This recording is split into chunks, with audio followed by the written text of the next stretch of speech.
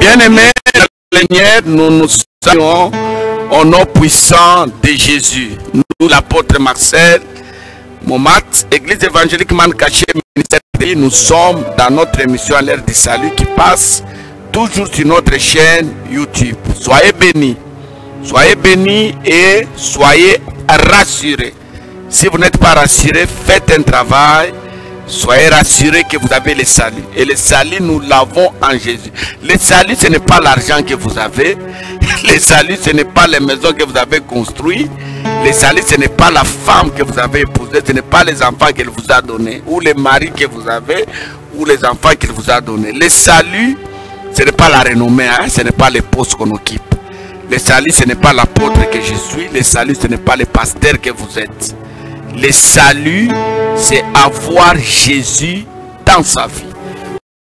Seigneur et sauveur personnel. C'est Romains chapitre 8, à partir du verset 10.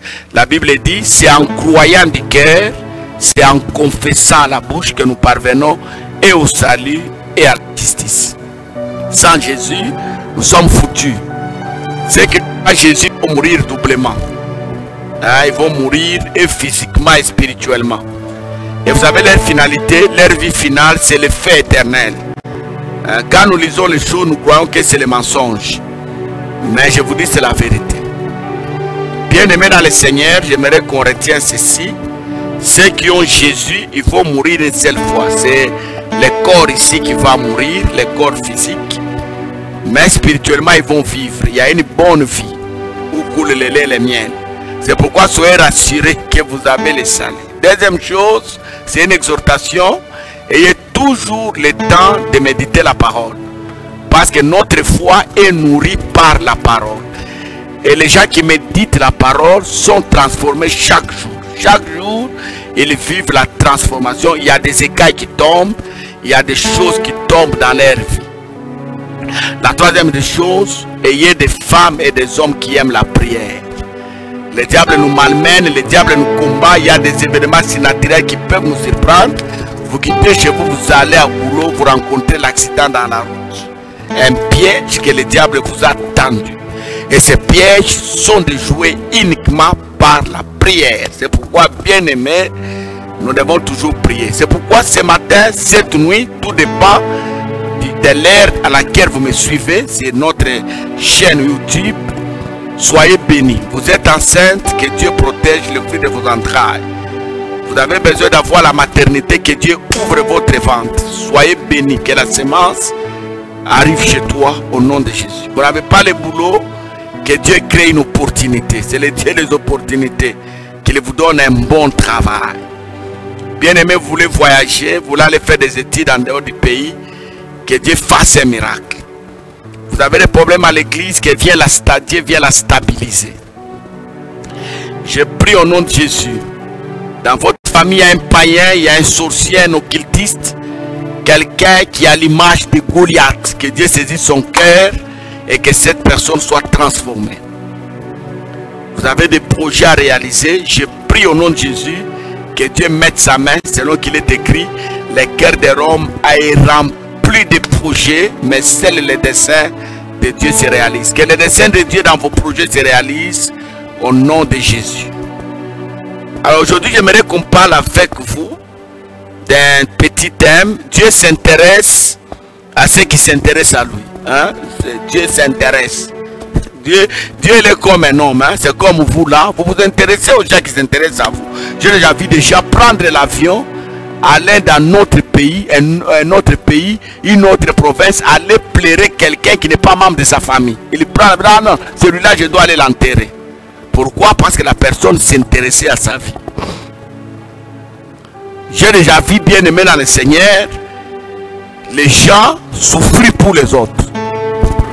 Quand vous posez la question, auquel lien, mais bien aimé, il a fait des choses dans sa vie, plus que même dans la vie de quelqu'un de sa famille. Et quand vous allez en profondeur, vous allez comprendre que ce monsieur-là ou cette femme s'intéressait à sa vie. Dieu s'intéresse à ceux qui s'intéressent à lui. Ça, Bien-aimé, c'est indiscutable. C'est ça la réalité de la vie spirituelle. Vous voulez que Dieu s'intéresse à vous? Intéressez-vous à lui. C'est ça, c'est simple. Et s'intéresser à Dieu, c'est faire son œuvre, c'est faire ce qu'il veut. C'est lui donner le premier choix. Même si vous êtes marié, que Dieu prend la place de votre mari. Que Dieu prenne la place de votre femme.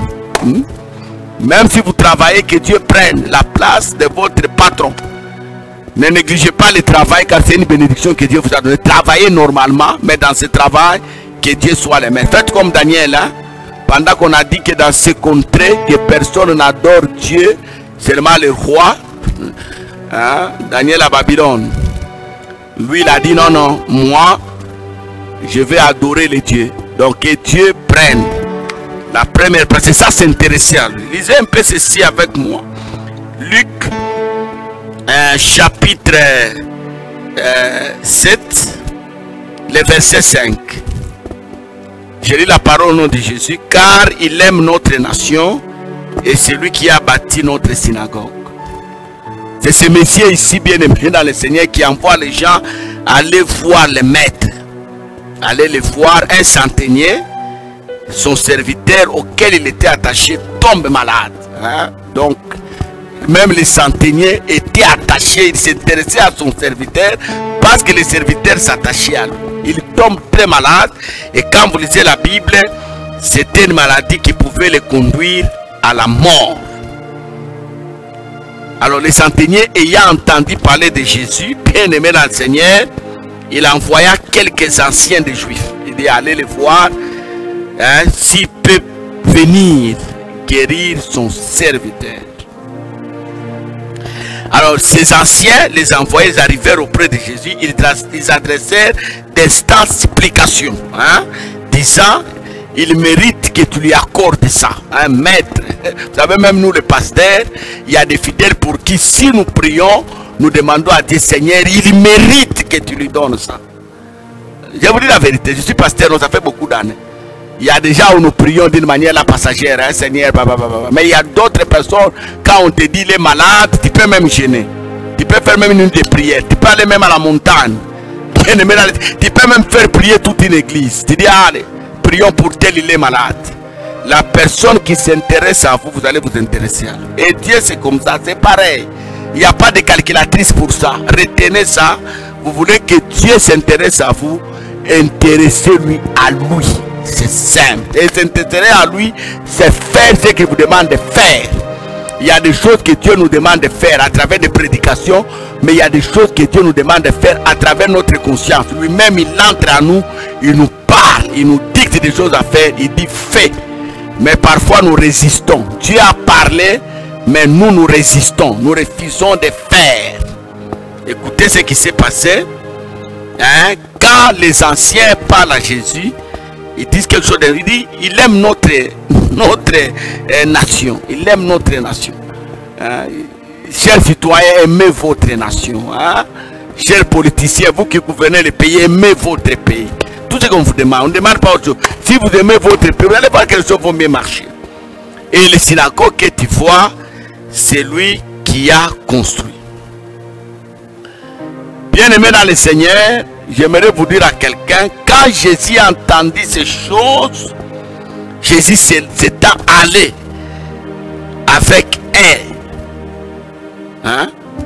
Et le monsieur dit à Jésus, non, non, il n'est pas digne que tu entres chez moi. Dis seulement une parole là-bas. Vous savez bien aimé dans le Seigneur, vous voulez que Dieu s'intéresse à votre impuissance sexuelle, à votre infécondité, vous ne mettez pas au monde, à votre vie de pauvreté, hein? Vous voulez que Dieu s'intéresse aux problèmes que vous vivez dans votre couple, hein? Les problèmes de votre ministère.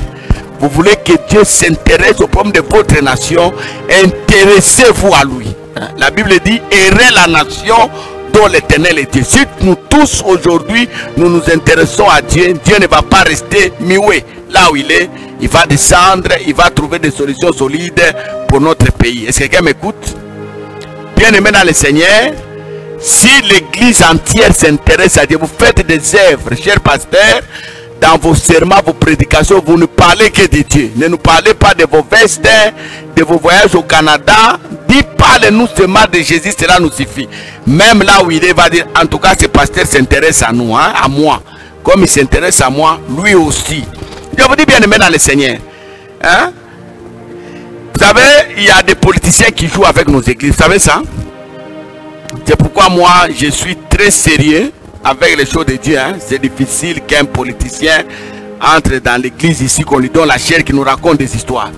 Pendant les campagnes, ils viennent, ils nous donnent des promesses qui ne réaliseront jamais.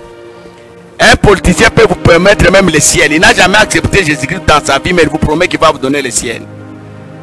Il vient, il dit voilà, si vous me votez, je vais faire ceci, cela ou cela. Mais depuis qu'il a eu le vote, il est passé, il est déjà passé chez vous.